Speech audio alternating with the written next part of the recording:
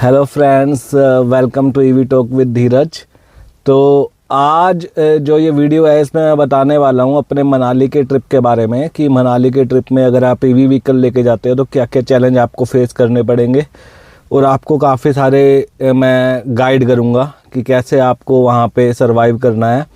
क्योंकि मनाली जाने के लिए काफ़ी लोगों को चैलेंज हुआ था कि जो पहले गए थे बता रहे थे गाड़ी रुक गई, पता नहीं वो झूठ था सच था।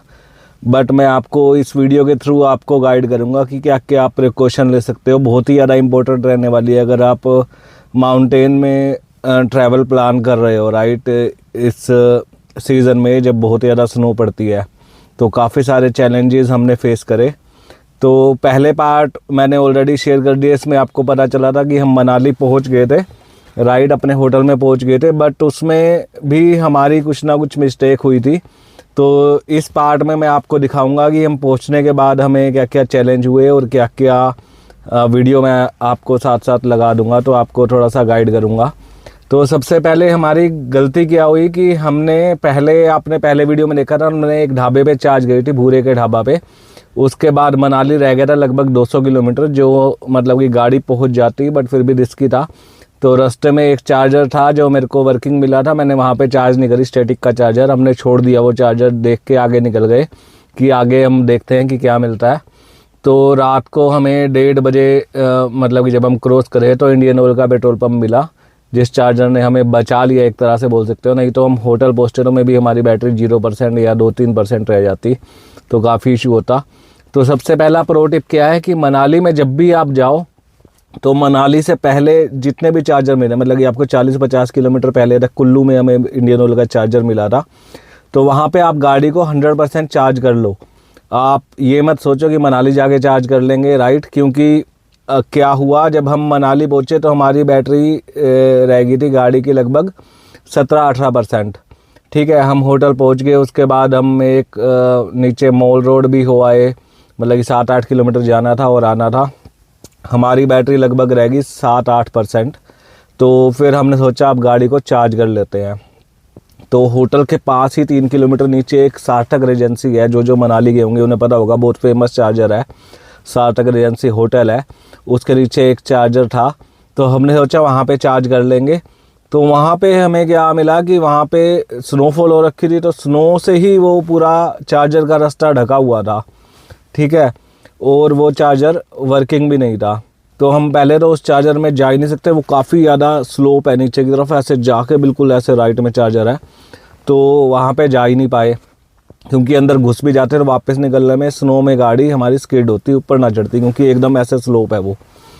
तो दूसरा फिर हमने क्या किया, आगे 4 किलोमीटर पे एक और चार्जर था, उस चार्जर पे जा रहे तो रास्ते में एक मेरे को XUV 400 वाला भाई मिला जो HP का ही था। उससे पूछा तो वो बोला वो चार्जर वर्किंग नहीं है, आप चाहो तो एक बार देख लो। तो फ्रेंड्स ये वाला चार्जर था वो जो हमें मिला, ये होटल मनाली ग्रैंड में है, ATGL का जो चार्जर है। तो यहाँ पहुँचने में मतलब कि लगा लो एक चार्जर पहले हमने देखा था जो वर्किंग नहीं था, जो मैंने आपको बताया सार्थक रेजेंसी वाला। उसके बाद ये चार्जर वहाँ से 4 किलोमीटर दूर था। यहाँ पे हम आ गए और रास्ते में एक भाई ने डरा भी दिया कि ये चार्जर वर्किंग नहीं है। तो यहाँ पे जब हम पहुँचे तो हमें पता चला ये चार्जर 3 दिन से बंद पड़ा हुआ था, स्नोफॉल के कारण मनाली में लाइट ही नहीं थी, तो चार्जर ये बंद था। तो आज सुबह ही ये चार्जर एक्टिवेट हुआ है, क्योंकि ये जो इसके साथ में अभी मैं आपको गाड़ी दिखाऊंगा, एक विनफास्ट 6 गाड़ी खड़ी है, और उसके ओनर ने बताया, पहले यहाँ पे वो गाड़ी लगी हुई थी तो हमने वो गाड़ी हटवाई, तो उसके ओनर ने हमें बताया कि 3 दिन से यहाँ लाइट ही नहीं थी, तो आज ही ये चार्जर एक्टिवेट हुआ है लाइट आने के बाद। तो किस्मत थी हमारी, ये चार्जर वर्किंग मिल गया, नहीं तो गाड़ी को हमें यहीं पे लगा के ऑटो से वापस होटल जाना पड़ता, और जब लाइट आती या जब इश्यू रिजोल्व होता तब हमें ये चार्ज करना पड़ता। तो आप जब भी मनाली जाओ तो अपने चार्जर को जहाँ भी चार्जर मिले 100% चार्ज कर लेना। हमने ये गलती कर दी थी, इंडियन ऑयल के पेट्रोल पंप पे जो रात को गाड़ी चार्ज करी थी, हम सिर्फ 10-15% और चार्ज करके हमने कहा होटल पहुँच जाएंगे तो मनाली में हम बाकी चार्जर देख लेंगे। तो वो गलती आप मत कर। हमारे पास कोई ऑप्शन नहीं था, और जितने भी चार्जर थे रास्ते में 2 और चार्जर थे वो भी वर्किंग नहीं थे, तो हमने उसी चार्जर पे हमने कहा एक बार जाके देख लेते हैं। तो जैसे ही उस चार्जर पे पहुँचे तो हमें वो चार्जर किस्मत से वर्किंग मिल गया और बैटरी मेरी गाड़ी की रह गई थी सिर्फ 5%। मतलब कि अगर वो चार्जर वर्किंग ना मिलता तो हम वहीं पे गाड़ी लगा के वेट करते 1-2 दिन और ऑटो में अपने होटल वापस पहुँचते। तो ऐसा इशू आ गया था। तो वहाँ पे चार्जर वर्किंग मिला, बट वहाँ पे किसी ने ऑलरेडी अपनी गाड़ी चार्जर के सामने ठोक रखी थी। हालांकि वो ईवी यूज़र ही था विनफास्ट का, उन्होंने चार्जिंग करके हटा दी होगी गाड़ी, तो वहीं पे पड़ी रही। तो हम होटल में गए, उस बंदे को बुलाया, उसने गाड़ी हटाई, फिर हमने गाड़ी चार्जिंग पे लगाई।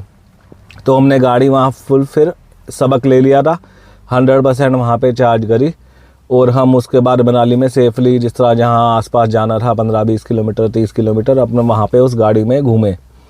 तो ठीक है, ये इशू हमारा फेस हुआ। और वो चार्जर जो वर्किंग हुआ था वो पहले वर्किंग नहीं था। जो विनफास्ट वाला यूज़र था उसने हमें बताया कि स्नो के कारण, हैवी स्नो पड़ी थी यहाँ, 3 दिन से लाइट ही नहीं थी। तो चार्जर वो आज सुबह ही वर्किंग हुआ था। तो हमारी किस्मत अच्छी थी, हमें वो चार्जर वर्किंग मिल गया। तो ये बिल्कुल मैं आपको वीडियो में दिखाऊंगा, तो आप बांध लेना कि मनाली में जब भी जाओ गाड़ी को अपना 100% फुल चार्ज कर लो। और दूसरी चीज़, रेंज में क्या डिग्रेडेशन आई ठंड में, राइट, वहाँ पे टेम्परेचर -10 के अराउंड हो गया था रात में। तो रेंज में एज सच मेरे को कोई डिग्रेडेशन दिखी नहीं। और गाड़ी की परफॉर्मेंस भी, अगर स्नो नहीं है रोड पे तो बहुत ही बढ़िया, हिल्स पे आपको पता ही है गाड़ी बहुत ही बढ़िया चलती है ईवी, कोई इशू नहीं आया। और जो मनाली के जो होटल था हमने उसमें बात करी, क्योंकि जब मैं चार्जर की तरफ जा रहा था होटल से मैंने बात करी, भाई ऐसे ऐसे चार्जर यहाँ पे वर्किंग नहीं दिखा रहा, शायद एक ही चार्जर वर्किंग है, तो अगर हो सके तो हम 1 घंटे के लिए गाड़ी को चार्ज कर लें, 7-8-10% चार्ज हो जाएगी। तो होटल वाले इतने, मतलब कि बहुत बढ़िया होटल हमने बुक कर रखा था, सर्विसेज सारी बढ़िया थी, बट बिल्कुल भी हेल्पफुल नहीं है मनाली के लोग, उन्होंने डिनाई कर दिया। कुछ लोग हेल्पफुल हैं पर मैक्सिमम हेल्पफुल नहीं है। जो टैक्सी ड्राइवर भी हैं वो भी, जिस तरह हम ऐसे ऊपर चढ़ रहे हैं पहाड़ी पर और रास्ता नहीं देते, कहते हैं भाई तुम ही ले जाओ बैग, या नीचे उतर रहे हो या ऊपर उतर रहे हो तुम्हें ही बैग लेके जानी पड़ेगी क्योंकि तुम यहाँ के लोकल नहीं हो। तो बड़ी पतली पतली रोडों पे साइडों में पूरी स्नो पड़ी हुई है, बहुत ही ज़्यादा दिक्कत फेस हुई। मतलब कि 1-2 जगह पे मेरी गाड़ी में मनाली के ने निशान भी छोड़ दिए, ड्राइवर ने गाड़ी भिड़ा दी दूसरे वाले ने। तो मतलब कि कहने का मतलब है कि आप या तो होटल ऐसा बुक करके जाओ, उनसे बात करके जाओ, भाई मेरे को चार्ज करने देना थोड़ी देर अगर इमरजेंसी हुई। हमारे होटल वाले ने बिल्कुल डिनाई कर दिया, भाई ये हमारी पॉलिसी नहीं है, हम नहीं करने देंगे चार्ज। ठीक है, तो हमारी गलतियों से ही हम सीखते हैं। ठीक है,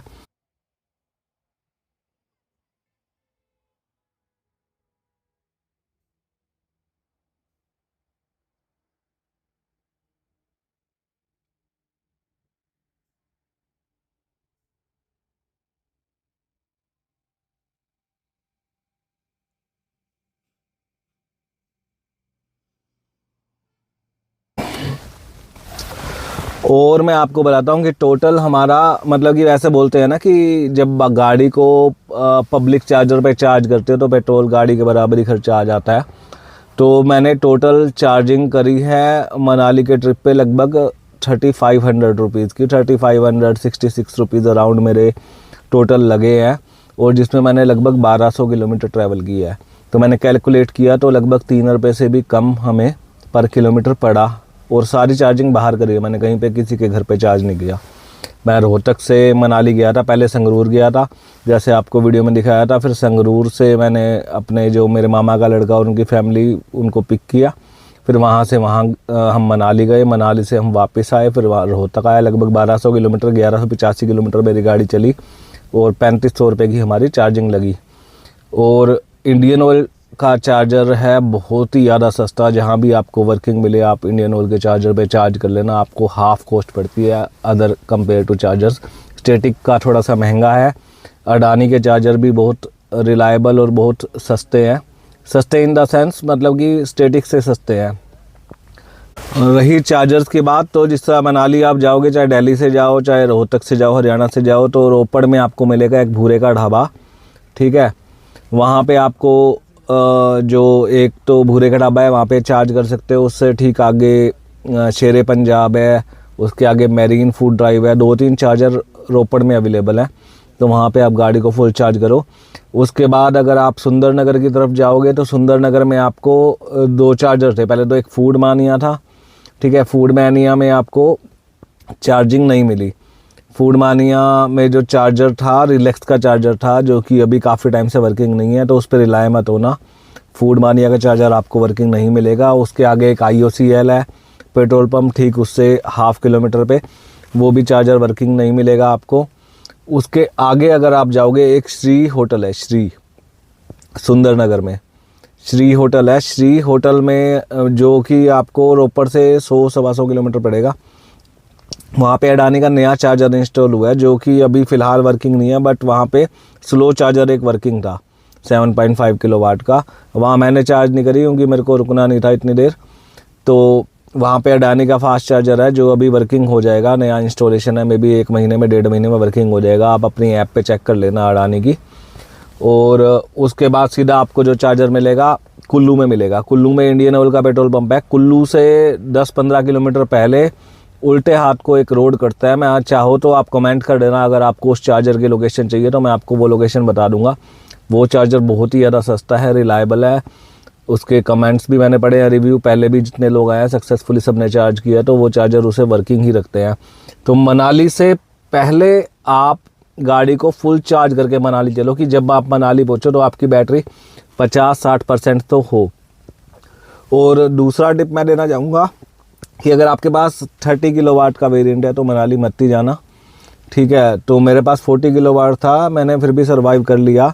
तो 40 किलोवाट, 45 किलोवाट, 50 किलोवाट, 60, 80 वो सब इजीली प्लान करना। बट 30 किलोवाट में मनाली आप चले तो शायद जाओगे, बट बहुत ही ज़्यादा आपको ध्यान रखना पड़ेगा, बहुत ही ज़्यादा प्लान करना पड़ेगा। तो 30 किलोवाट का वेरिएंट मैं नहीं आपको सजेस्ट करूँगा कि आप वहाँ जाना।